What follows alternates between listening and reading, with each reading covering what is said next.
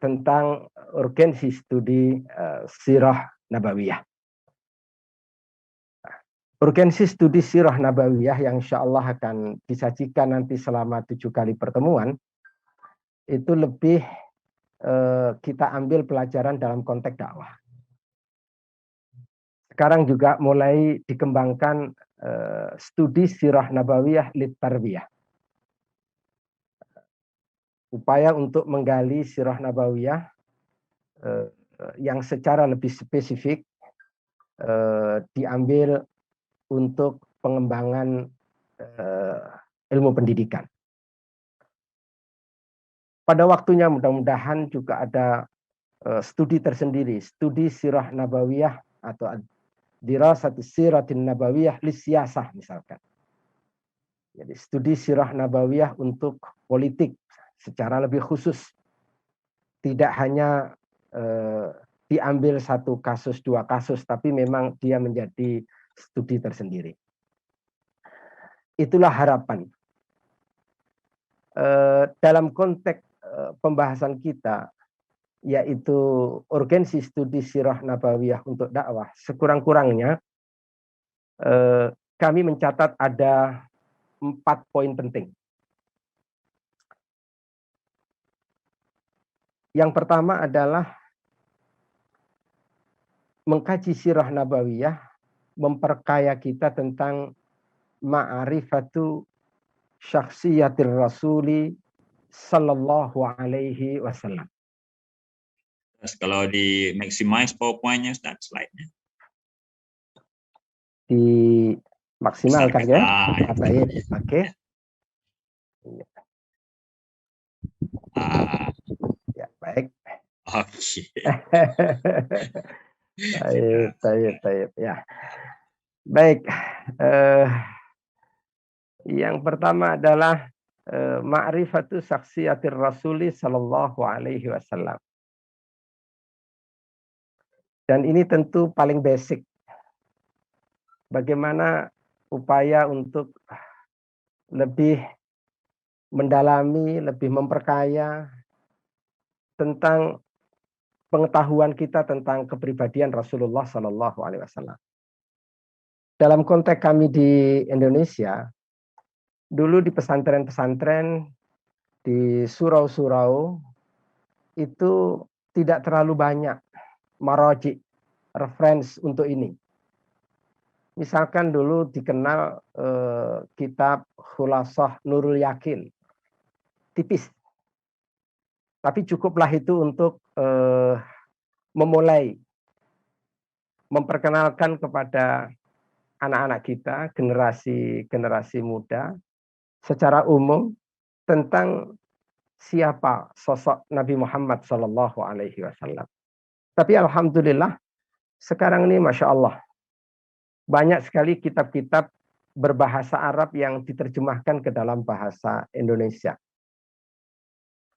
Dan juga banyak di kajian-kajian yang langsung menggunakan literatur dengan bahasa Arab. Kitab-kitab sirah itu banyak sekali. Alhamdulillah. Nah, mudah-mudahan itu semakin memperkaya dan itu menjadi dasar. Kemudian yang kedua adalah at-tazawwudu bil mabadi'i wal qiyami al-islamiyati ilman wa amalan.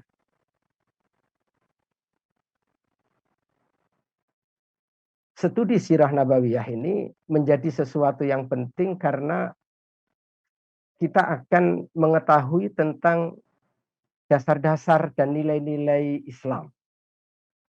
Menambah pengetahuan kita tentang al-mabadi' al-islami. Al-mabadi' wal qiyam al-islami. Tentu kita juga mendapatkan tentang al-mabadi' wal qiyam al-islamiyah ini dalam konteks pembahasan disiplin ilmu yang lain.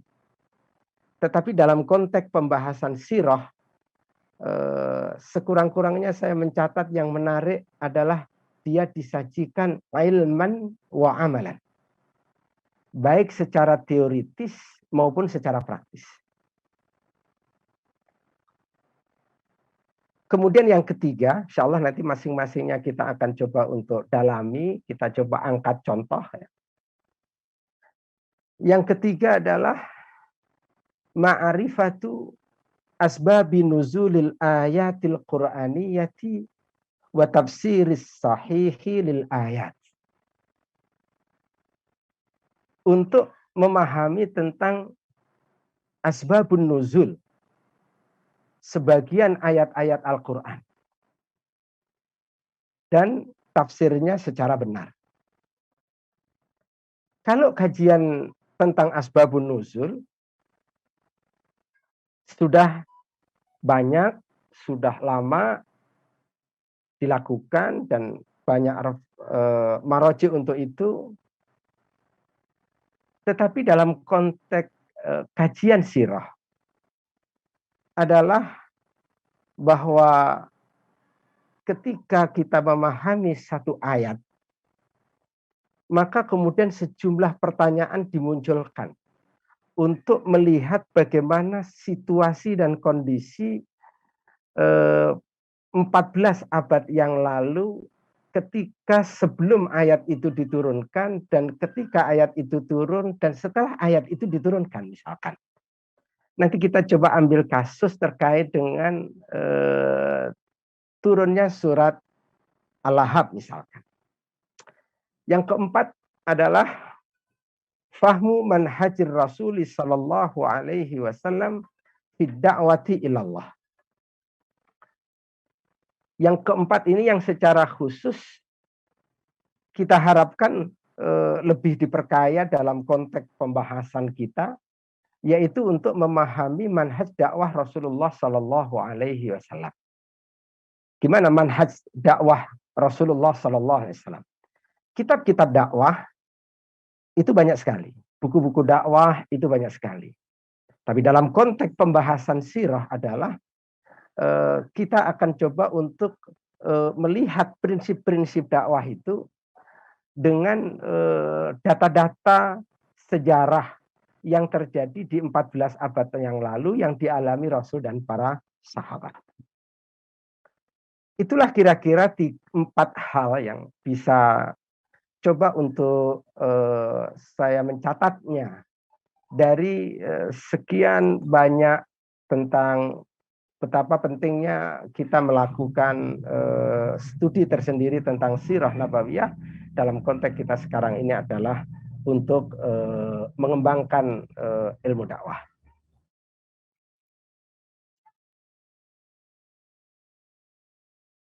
Bapak-bapak dan saudara-saudara sekalian, kemudian kita akan coba untuk mendalami masing-masing dari apa yang tersebut ini. Ya. Kita akan coba untuk lebih melihat ya secara rinci. Ya. Misalkan poin yang pertama. Poin yang pertama adalah ma'rifatu saksiyatir Rasuli sallallahu alaihi wasallam. Mohon maaf ada salah ketik karena terulang. Dalam konteks pembahasan ini misalkan kita akan coba untuk mencari solusi ya, atas apa yang terjadi di tengah umat hari ini yang diinventarisir oleh para ulama tentang pandangan dan sikap yang salah terhadap diri dan kerasulan Nabi Muhammad Sallallahu Alaihi Wasallam. Pandangan dan sikap yang salah itu kalau kita baca pada sebagian literatur dengan menyebutkan ifrat dan tafrid. Pandangan dan sikap yang berlebih-lebihan, satu sisi. Di sisi yang lain adalah pandangan dan sikap yang meremehkan, ifrat dan tafrid. Semakin mengetahui tentang kepribadian Rasulullah Sallallahu Alaihi Wasallam, misalkan mendalami apa yang disebutkan oleh Rasulullah sendiri di dalam sebuah hadis yang diriwayatkan oleh Imam Al-Bukhari dan Imam Muslim, di mana Rasulullah Sallallahu Alaihi Wasallam pernah berpesan La tatruni kama atratin nasara bin Maryam. Janganlah kalian berlebih-lebihan memujiku. Kama atratin nasara bin Maryam. Sebagaimana orang-orang Nasrani memuji Nabi Allah Isa putra Maryam. Setelah Rasulullah SAW mewanti-wanti ya, berpesan agar supaya tidak terjebak pada sikap ifrat, sikap berlebih-lebihan terhadap diri beliau, lalu kemudian beliau menjelaskan bagaimana seharusnya kita punya pandangan, bagaimana seharusnya kita punya sikap terhadap diri dan kerasulan Nabi Muhammad SAW. Maka Rasul mengatakan, faqulu Abdullahi wa rasuluhu. Katakanlah, bersikaplah bahwa Rasul itu satu, Abdullah, hamba Allah. Dan yang kedua, Muhammad itu adalah wa rasuluhu, utusannya. Nah, bagaimana melihat Rasulullah satu sisi sebagai hamba Allah, tapi di sisi yang lain sebagai utusan Allah itu secara seimbang. Mudah-mudahan ketika ini kemudian bisa disajikan, semakin kaya, semakin mendalam. Mudah-mudahan apa yang terjadi di tengah umat hari ini, ada pandangan yang ekstrim, ada sikap yang ekstrim terhadap Nabi. Baik dalam bentuk mengkultuskan di satu sisi, dan sisi yang kedua adalah meremehkan. Mudah-mudahan itu bisa diperkecil, kemudian semakin tidak terjadi, dan semakin punya pandangan yang benar terhadap diri dan kerasulan Nabi Muhammad SAW. Maka oleh karena itu memperkaya maklumat, ya, pengetahuan tentang kepribadian Rasulullah SAW yang dilihat dalam dua aspek sekaligus, baik Rasul sebagai seorang hamba maupun Rasul sebagai utusan Allah. Nah, itu mudah-mudahan bisa ikut membantu menyelesaikan berbagai persoalan di tengah umat hari ini.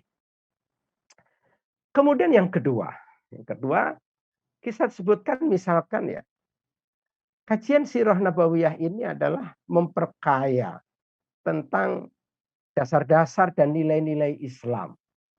Tapi catatannya adalah dia dihadirkan secara ilman, teoritis. Juga amalan secara praktis. Misalkan kita mengenal dan kita menjalani hidup ini, menerapkan prinsip ini, apa yang disebut dengan prinsip musyawarah.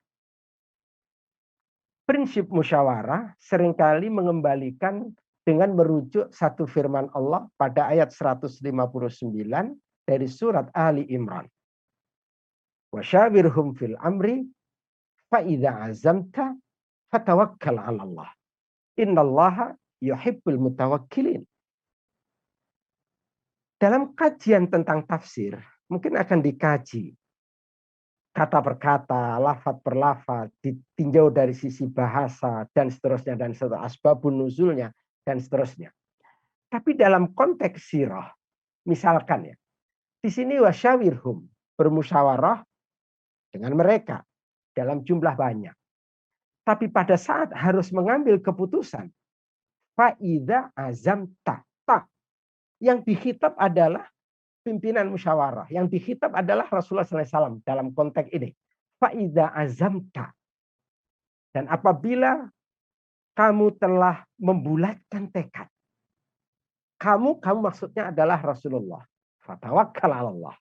Nah, ayat ini nampak seolah-olah berada di pelupuk mata hari ini. Kalau kita mengkaji tentang peristiwa Ghazwatul Uhud. Peristiwa perang Uhud. Terutama dalam hal menentukan strategi. Apakah akan keluar dari kota Madinah, menyongsong musuh, ataukah akan berbenteng di kota Madinah. Dua pendapat muncul pada saat itu. Mayoritas para sahabat yang menarik, pandangannya berbeda dengan Nabi. Pandangan mereka keluar, apalagi sahabat Ansor. Apalagi sebagian sahabat yang tidak berkesempatan ikut di dalam perang Badar misalkan. Perang Badar itu 13 bulan sebelum terjadinya perang Uhud. Perang Badar bulan Ramadan tahun kedua Hijriah. Perang Uhud itu bulan Syawal tahun ketiga Hijriah. Mereka sangat bersemangat. Mereka diantaranya mengatakan kalau dulu mereka dalam kekafiran itu begitu bersemangat untuk berperang, apalagi sekarang dia sudah memeluk Islam, menurut mereka lebih berhak saya bela daripada saya membela kepada kekafiran. Maka mereka bersemangat untuk keluar. Tapi Rasul pada saat itu pandangannya adalah berbenteng di kota Madinah. Pandangan Nabi bersamaan sama pandangannya dengan orang-orang munafik. Abdullah bin Ubay bin Salul dan teman-temannya. Terjadilah itu perbedaan pandang. Rasulullah Shallallahu Alaihi Wasallam dengan bersabar musyawarah dengan mereka. Dan pada akhirnya Rasulullah menetapkan untuk mengikuti mayoritas para sahabat dan Rasulullah memutuskan kita akan menyongsong keluar dari kota Madinah. Kemudian berangkat menuju ke arah Uhud sekitar 5 kilo dari Masjid Nabawi.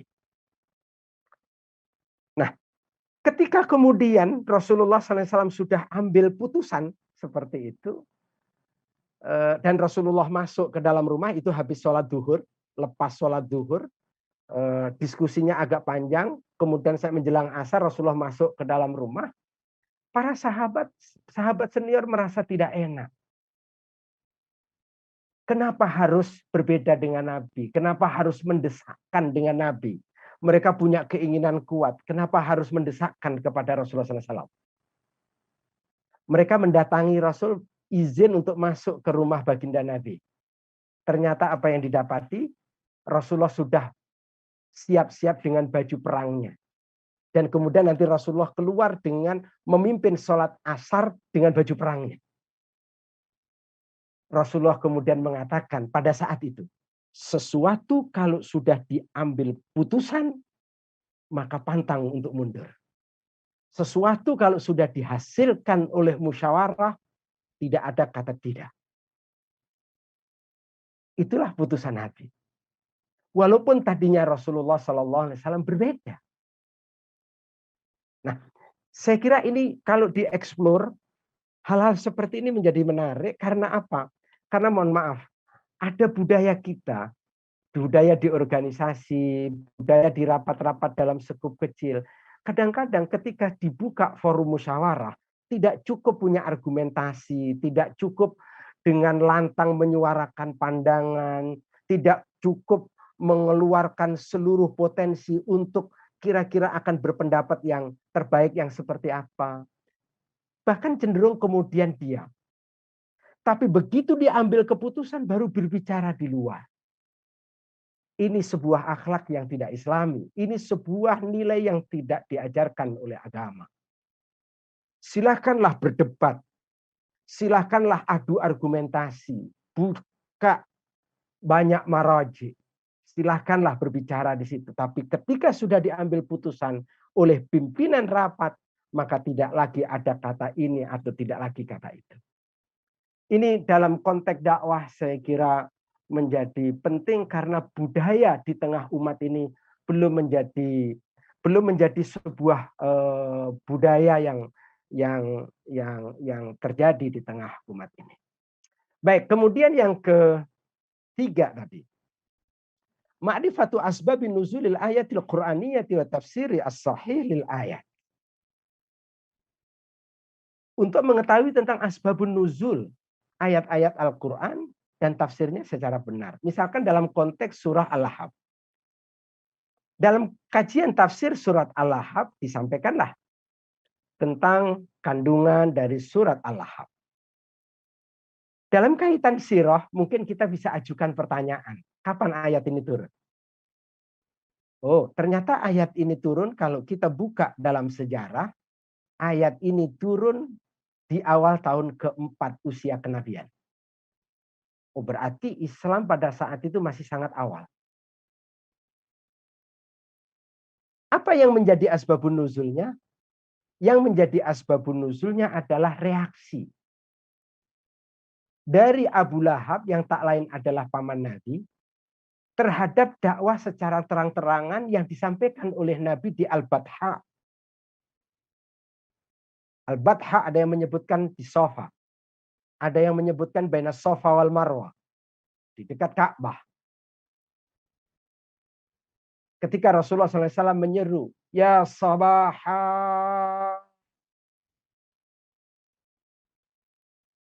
Lalu kemudian Rasulullah menjelaskan tentang kerasulannya. Menjelaskan tentang misinya. Yang itu kemudian menimbulkan reaksi dari pamannya. Paman Abu Lahab. Oke. Untuk bisa menghayati lebih dalam terkait dengan ini mungkin dimunculkan pertanyaan. Apa hubungan Rasulullah itu dengan paman Abu Lahab? Orang seringkali mengangkat hubungannya adalah paman sama keponakan. Padahal ada hubungan yang lain. Rasulullah dengan Abu Lahab itu bertetangga. Rasulullah itu kalau mau ke Masjidil Haram, mau ke Ka'bah, melewati rumahnya Abu Lahab, pamannya. 3. Rasulullah dengan Abu Lahab punya hubungan psikologis yang luar biasa. Karena satu-satunya pamannya yang ketika mendapatkan berita tentang kelahiran seseorang, kelahiran keponakannya, saking begitu senangnya dia menyambut kelahiran ponakannya itu, sampai-sampai yang membawa informasi, yaitu jariahnya, budaknya, itu langsung kemudian dimerdekakan oleh Abu Lahab. Saking senangnya. Kelahiran Rasulullah itu disambut baik oleh Abu Lahab. 4. Abu Lahab itu dengan Rasulullah besan. Bahkan bukan hanya besan. Satu dengan satu. Anak Rasulullah satu, anak Abu Lahab satu, lalu menikah. Bukan. Besannya besan double. Rasulullah punya putri bernama Ruqayyah dan Ummu Kulthum. Abu Jahal punya putra namanya Utsbah dan Utaibah. Dua-duanya ini dinikahkan. Jadi hubungan Rasulullah dengan Abu Lahab itu bukan hanya paman dengan keponakan.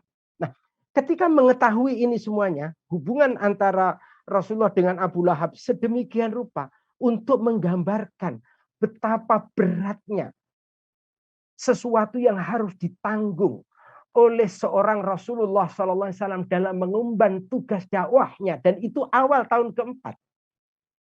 Dia harus berhadapan orang yang dekat dengannya. Pamannya, besan double, tetangganya, orang yang pernah banyak budi dengan dia. Betapa beratnya itu, beban yang dihadapi oleh Nabi. Kemudian apa reaksi Abu Lahab setelah kemudian turun surat Al-Lahab ini? Nah, itu disebutkan di dalam sirah. Abu Lahab bersama dengan istri dan anaknya langsung bikin rapat. Kata Abu Lahab, Raksi, fi ru'usikuma haram. Kepalaku nak, atas kepala kalian berdua haram. Maksudnya jangan lagi sebut aku sebagai bapak. Putus hubungan antara anak dengan orang tua. Kata Abu Lahab, illam tutalliqa ibnatai Muhammadin. Sebelum engkau cerai itu dua anak Muhammad itu. Sementara Ummu Jamil, istrinya Abu Lahab, wanita, seringkali spontan dia mengatakan, "Talikahuma." Cerai itu dua anak Muhammad.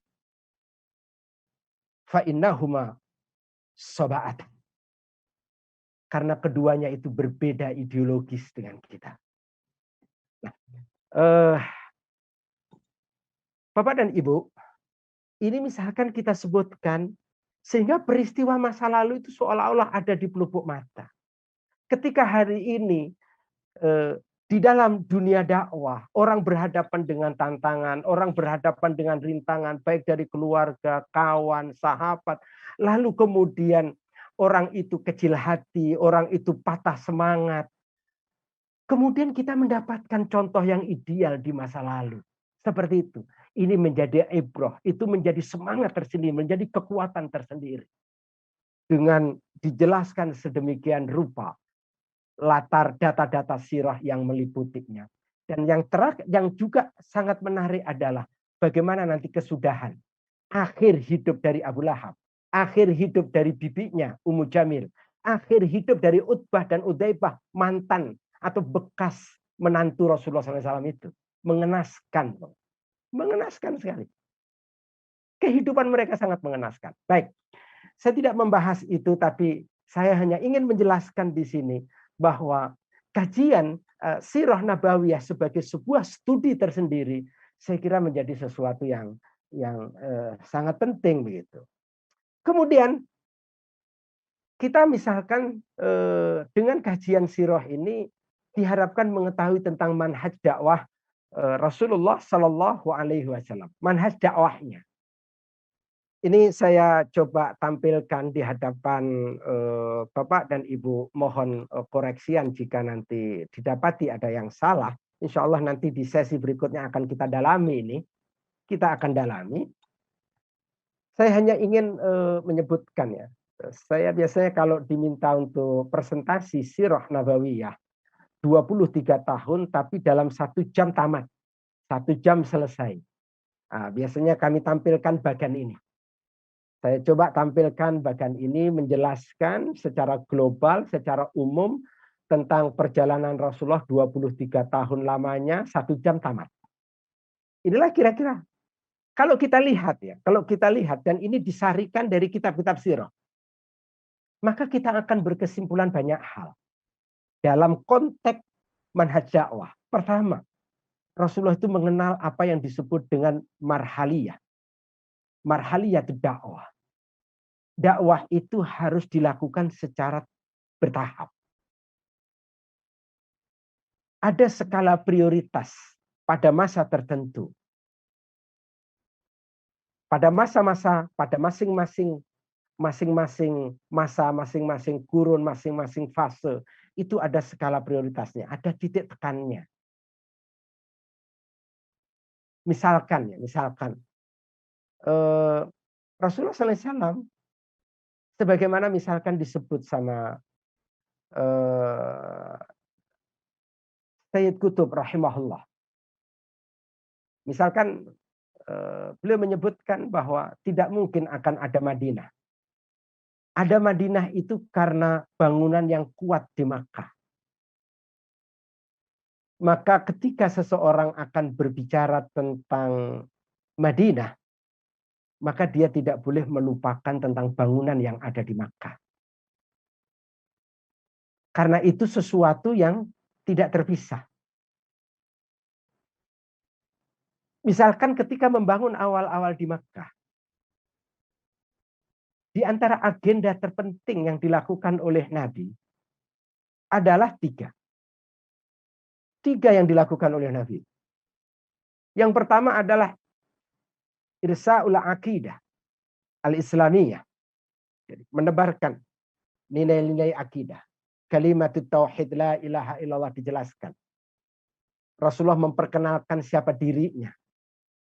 Ini yang kemudian menjadi dasar. Pengetahuan 2 hal ini menjadi dasar untuk orang bisa teguh betul menyatakan asyhadu an la ilaha illallah wa annaka Muhammadar Rasulullah.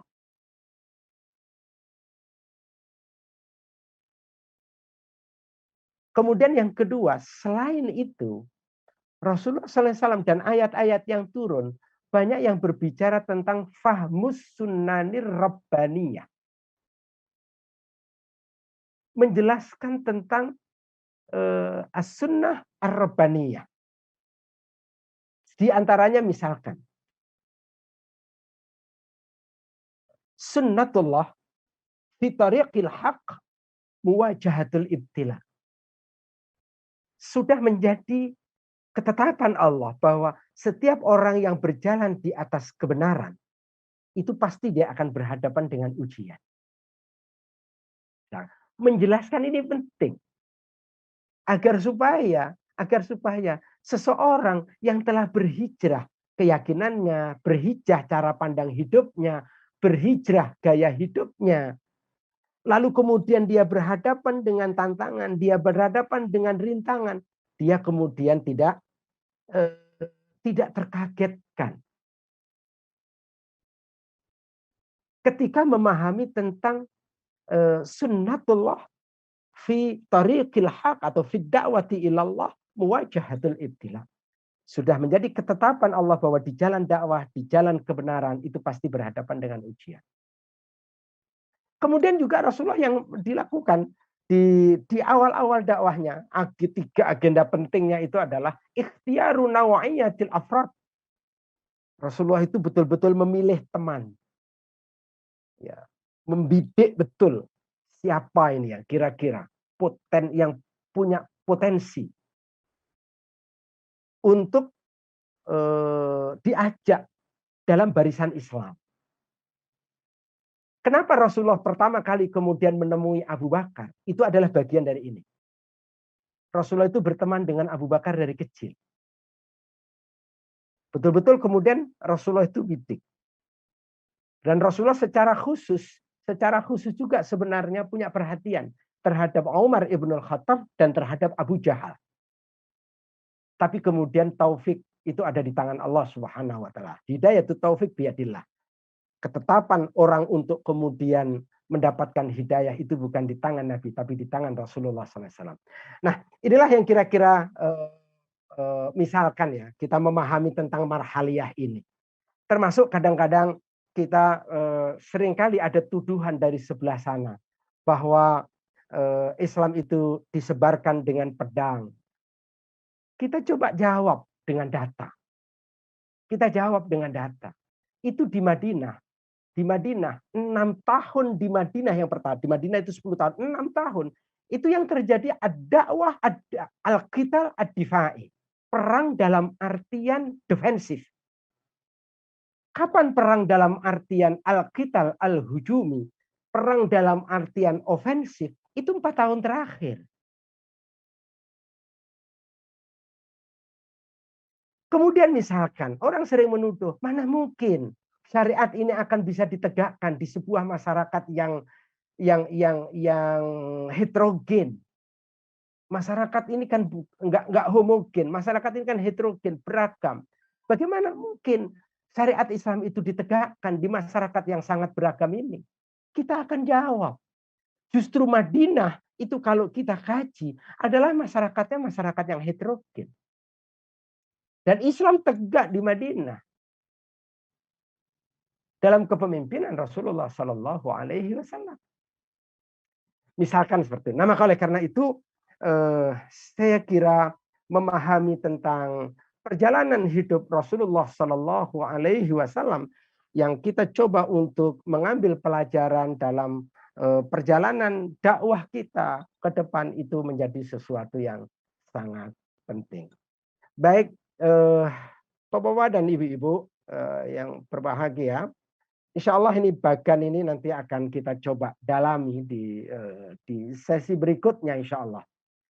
Tapi saya hanya ingin menyebutkan bahwa upaya untuk atau 4 catatan tentang urgensi studi sirah nabawiyah itu nanti pada akhirnya akan bermuara pada satu kesimpulan bagaimana kemudian kita menjadikan Rasulullah Shallallahu Alaihi Wasallam bukan saja sebagai teladan, tapi juga yang kedua harus dijadikan Rasulullah itu sebagai tolok ukur keteladanan.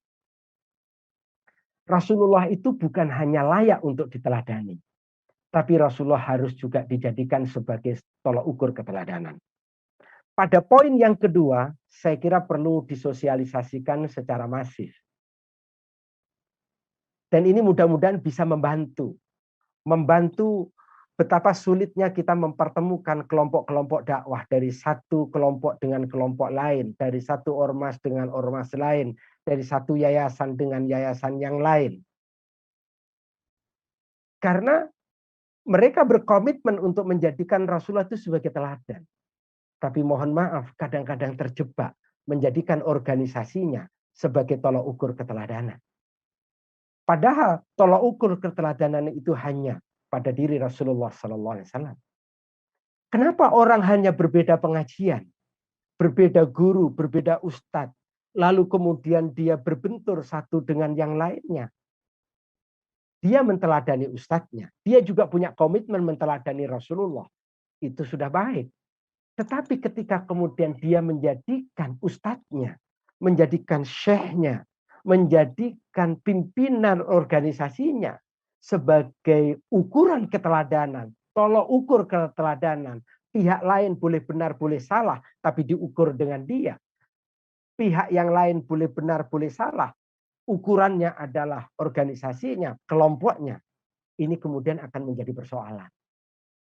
Maka Rasulullah SAW bukan hanya layak untuk kita teladani, Rasul juga harus kita jadikan sebagai tolok ukur keteladanan. Maka oleh karena itu ada beberapa catatan yang ingin kami sampaikan dalam kesempatan awal ini. Catatan yang pertama adalah diangkatnya Nabi Muhammad SAW sebagai Nabi dan Rasul adalah sebuah nikmat besar. Nikmat besar. Karena kehadirannya menjadi rahmat bagi semesta alam. Ini satu topik tersendiri. Hemat kami, hemat saya, poin ini harus disosialisasikan secara masif. Terjadi Islamophobia yang dilakukan bahkan oleh keluarga besar kaum muslimin sendiri terhadap saudaranya. Itu terjadi karena belum cukup menghayati betapa hadirnya Nabi diutus oleh Allah sebagai seorang rasul itu menjadi rahmat bagi semesta alam. Apa itu kandungan makna rahmat? Apa bentuknya? Ini rahmat bagi seluruh alam. Berarti Rasulullah itu hadir, kehadiran Nabi itu menjadi rahmat bagi tumbuh-tumbuhan, menjadi rahmat bagi hewan, menjadi rahmat bagi kehidupan makhluk Allah yang lain, apalagi menjadi rahmat bagi kehidupan manusia. Menjadi rahmat.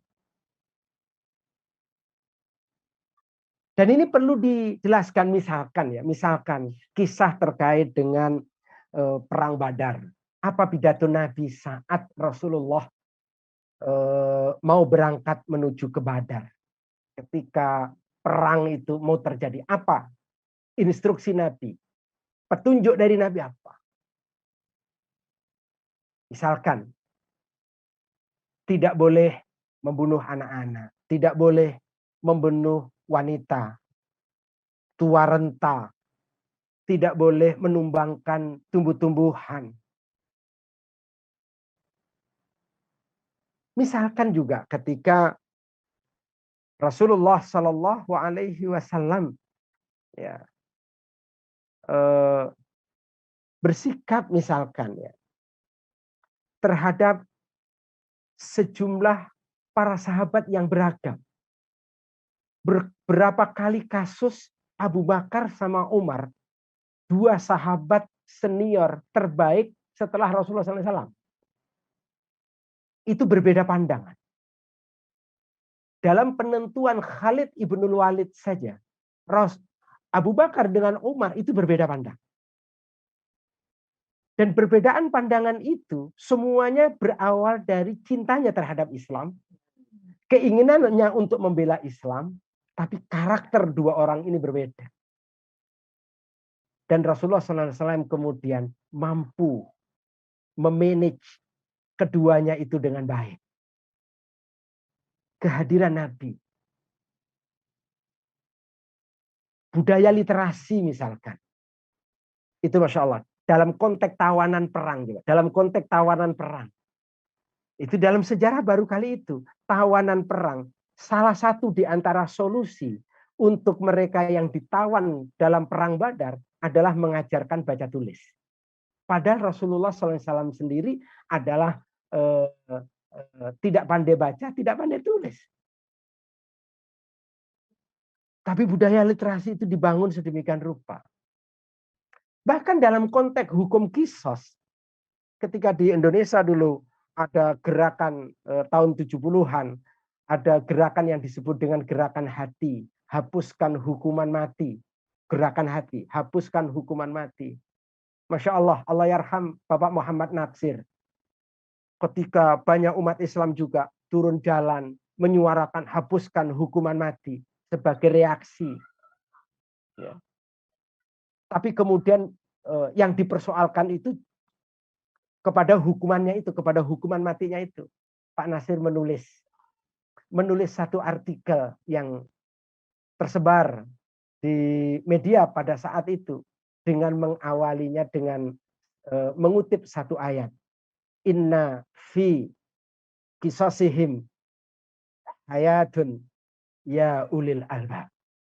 Sungguh di balik hukum qisas itu ada kehidupan bagi orang-orang yang punya akal. Sampai pun hukum qisas itu adalah rahmat. Sekarang fakta menunjukkan betapa negeri-negeri yang diterapkan hukum qisas ternyata tingkat kriminalnya rendah. Sementara negeri-negeri yang tidak diterapkan hukum qisas, nyawa itu menjadi sangat murah. Itu sebuah fakta. Maka oleh karena itu sosialisasi bahwa diangkatnya Nabi Muhammad SAW tentu dengan yang dibawanya, diangkatnya Rasulullah sebagai seorang utusan, kemudian juga yang dibawa oleh Nabi, itu adalah sebuah nikmat besar karena dia menjadi rahmat bagi seluruh alam. Wa ma arsalnaka illa rahmatan lil alamin. Itu satu poin. Catatan yang kedua, pendahuluan yang kedua, mempelajari perjalanan hidup dan dakwah Rasulullah Shallallahu Alaihi Wasallam bersama para sahabatnya adalah mempelajari pribadi yang ideal dalam memahami, mengamalkan, dan mendakwahkan Islam. Jadi bicara tentang dakwah yang ideal di masa Nabi, dai yang ideal adalah Rasulullah. Bagaimana Islam itu difahami, bagaimana Islam itu diamalkan, bagaimana Islam itu didakwahkan. Contoh yang idealnya adalah generasi pertama. Generasi khairul qurun. Itulah Rasulullah dan para sahabatnya. Sekaligus juga merupakan gambaran masyarakat yang ideal yang dibangun di atas tuntunan wahyu ilahi. Kira misalkan hadis tentang dialog Ibunda Aisyah. Ya, Bunda Aisyah perlu kita sosialisasikan dengan baik. Ya. Ketika orang bertanya kepada Ibunda Aisyah tentang akhlak baginda Nabi, Ibunda Aisyah mengatakan, faqalat kana khuluquhu al-Quran. Akhlaknya Rasulullah Shallallahu Alaihi Wasallam itu adalah Al-Quran. Ya, Rasulullah itu adalah Al-Quran yang berjalan. Dan ini adalah kelebihan Islam. Dan untuk menjawab kenapa kita harus bersyukur menjadi seorang Muslim, karena sebagai seorang Muslim kita memeluk Islam. Dalam Islam, ketika kemudian kita ingin berislam dengan baik dan benar, maka kita sudah ada contoh dan teladan yang konkret, ada role modelnya. Kemudian khairun nasi qarni tsummal ladzina yalunahum tsummal ladzina yalunahum. Saya kira kemudian yang ketiga tadi sudah sampaikan sebelumnya, bagi insan yang beriman, kehidupan Nabi Shallallahu Alaihi Wasallam bersama para sahabatnya bukan saja harus dijadikan teladan dalam menjalani hidup dan kehidupan, tetapi juga harus dijadikan sebagai tolok ukur keteladanan. Tolok ukur keteladanan. Kami coba untuk mendiskusikan ya beberapa kasus di lapangan-lapangan dakwah di Indonesia, di daerah-daerah terpencil, kemudian juga di kampus, kenapa seringkali kemudian terjadi yang tadi sudah saya menyampaikan ya, terjadi tidak bertemu antara satu kelompok dakwah dengan kelompok dakwah yang lain. Kalau pada poin yang pertama adalah menjadikan Rasul sebagai teladan, menjadikan Rasul sebagai role model, itu sepakat. Tapi kemudian yang kedua memang persoalannya belum menjadikan Rasulullah itu sebagai tolak ukur keteladanan. Seringkali menjadikan tolak ukur keteladanannya itu adalah gurunya, kiainya, syekhnya, kelompoknya. Itulah yang kemudian menjadikan orang sulit untuk menerima kebaikan dari kelompok lain, sulit untuk menerima kebenaran yang disampaikan oleh orang lain, sementara kemudian kadang-kadang dia tidak membuka mata bahwa ada kekurangan pada kelompoknya, ada kesalahan pada kelompoknya, dan cenderung untuk kemudian ditutup-tutupi. Karena apa? Karena dia ingin kelompoknya itu menjadi barometer, kelompoknya itu menjadi tolak ukur. Bapak dan Ibu, itulah yang mungkin bisa disampaikan ya dalam perjumpaan pertama ini. Mudah-mudahan menjadi perjumpaan yang diberkahi, dan saya sendiri ketika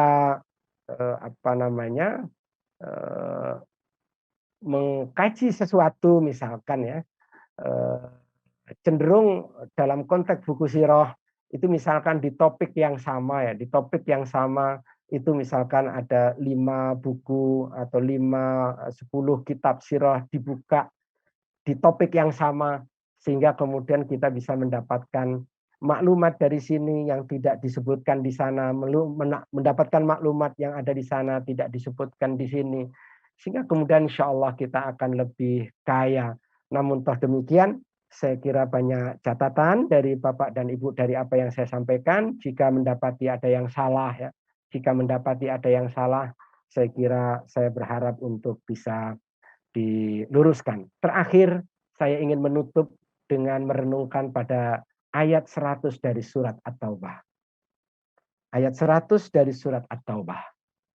Bahwa semua kita ini sangat merindukan untuk mendapatkan keridhaan dari Allah SWT, dan kita ini merindukan untuk pada saatnya nanti kita pulang menghadap Allah dimasukkan ke dalam surga. Nah, ayat 100 dari surat At-Taubah mengharuskan kita untuk belajar sirah. Mengharuskan kita untuk belajar sirah. Karena apa? Ketika Allah menyebutkan wasabiqunal awwaluna minal muhajirin wal ansar, yang Allah sebutkan Allah ridho kepada mereka, mereka pun ridho kepada Allah. Allah janjikan kepada mereka itu surga. Itu siapa? Minas sabiqinal awwalin. Muhajirin ansar. Pertanyaannya, di mana posisi kita? Kita bukan muhajirin, kita juga bukan ansar. Tapi menarik. Lanjutan ayat menyebutkan walladzina taba'uhum bi ihsan. Dan orang-orang yang mengikuti jejak langkah muhajirin dan ansar bi ihsanin dengan baik. Berarti kita punya peluang yang sama untuk mendapatkan keridhaan Allah dan surganya. Kapan? Pada saat kita mengikuti generasi ideal umat ini, generasi Rasul dan para sahabat. Allahu yuwaffiquna lima yuhibbuhu wa yardah. Inilah yang bisa disampaikan. Mudah-mudahan yang sedikit ini ada manfaatnya. Terima kasih. Assalamualaikum warahmatullahi wabarakatuh. Waalaikumsalam. Ustaz, Masya Allah. Terima kasih atas penyampaiannya yang sangat jelas. Jika saya ambil 2 mengenai sejarah hubungan Rasulullah dengan Abu Lahab itu, kalau kita tidak mengkaji, tidak tahu itu Ustaz. Hanya orang yang mengkaji, yang mendalami.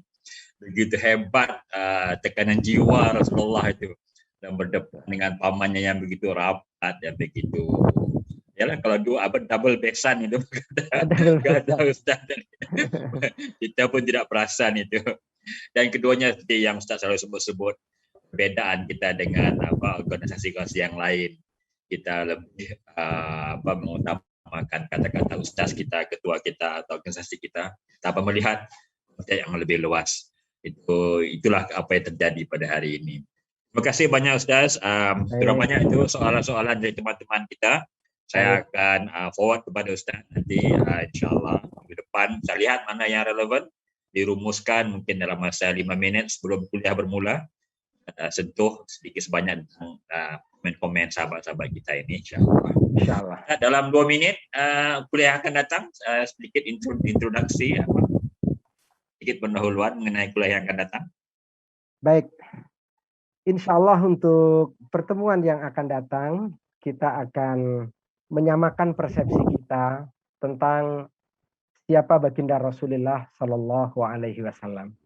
Di tengah tadi yang kami sampaikan pada poin yang pertama, kita coba akan dalami. Poin yang pertama itu adalah bahwa ada dua penyakit yang terjadi, ada dua pandangan dan sikap ekstrim yang terjadi di tengah umat ini terhadap diri dan kerasulan Nabi Muhammad. Satu ifrat dan yang satu adalah tafrid. Saya kira sebagai seorang dai, kita tidak boleh hanya bisa menyalahkan umat. Sebagai seorang dai harus datang layaknya seorang dokter. Dia harus bisa mendiagnos kenapa umat ini seperti ini dan kenapa, apa yang terjadi pada dia. Insya Allah pada pekan yang akan datang kita akan mendiagnos kenapa muncul ifrat, kenapa muncul tafrid. Lalu kemudian insya Allah kita akan kalau ifrat itu tidak boleh, ya, itu ekstrim. Sementara tafrid itu juga ekstrim. Lalu bagaimana sikap yang benar? Sikap yang benar, pandangan yang benar terhadap Nabi itu seperti apa? Saya kira kalau pendekatan kita bukan menghakimi, tapi pendekatan kita adalah mengajak untuk sharing. Pendekatan kita adalah mengajak untuk bicara dari hati ke hati. Saya kira mudah-mudahan ketersinggungan itu akan bisa diminimalisir. Lalu kemudian akan tercerahkan dan mudah-mudahan ada kesamaan pandang. Saya kira itu sebagai ya pendahuluan ya dari materi yang akan datang insyaallah. Terima kasih Pak Ustadz, Pak Dr. Bertemu lagi Pak Ustadz di minggu hadapan insyaallah. Insyaallah. Terima kasih semua teman-teman, silakan menulis di ruangan